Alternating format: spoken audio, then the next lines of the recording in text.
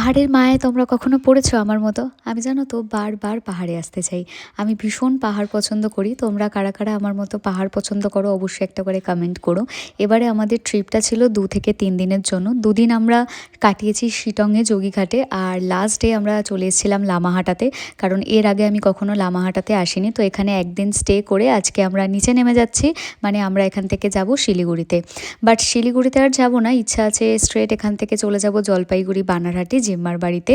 তার next day মানে আমরা একটা দিন ওখানে থেকে তার পরের দিন এনজিপি থেকে আমরা ট্রেন ধরবো ডিসাইড করলাম, কারণ বাইকটা তো আমাদেরকে শিলিগুড়িতেই রিটার্ন করতে হবে। তাই এবারে আর বানারহাট থেকে ট্রেন ধরা হবে না। বাইক নিয়ে নিচে নামতে নামতে বেশ কিছুটা রাস্তা আসার পরেই আমার হঠাৎ করে মনে পড়ে গেল যে এবার তো আবার আমাকে বাড়ি ফিরতে হবে, আর এখানকার যে মোমোটা সেটা তো আমি আর পাবো না। তাই আর মিস করতে চাইনি। পেটের সেরকম একটা জায়গা ছিল না, কারণ হোটেল থেকে লুচি তরকারি খেয়েই আমরা এসেছিলাম। তাও মিডলে এসে আমি যেহেতু পরে আর আফসোস করতে চাই না বলে জোর জবরদস্তিই বলতে পারি এর জন্য 1 প্লেট চিকেন মোমো অর্ডার দিয়েছিলাম, আর ততক্ষণে একটা কোল্ড ড্রিঙ্কস নিয়ে যে লুচি তরকারিটা খেয়েছিলাম সেটাকে হজম করার চেষ্টা করছিলাম। কেন বলো তো আমি এখন মোমো খাচ্ছি? কারণ আমি অশোকনগর ফিরে যাওয়ার পরে এই মোমোটা কিন্তু আর পাবো না। পাহাড়ের এই যে মোমোর স্বাদ আর পাহাড়ের যে প্রেমে পড়েছে সে আর মনে হয় না অন্য কোনো প্রেমে আসক্ত হবে।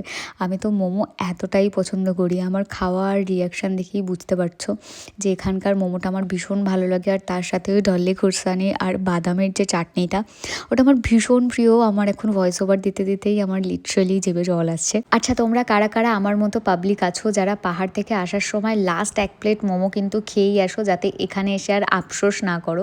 পেটে জায়গা না থাকলেও তারাই কিন্তু কমেন্ট করবে। তারপর আমরা অনেকটা রাস্তা জার্নি করে চলে আসলাম বানারহাটে, আর এসেই তো আমি লেগে পড়েছি এখন স্কিন কেয়ার করতে।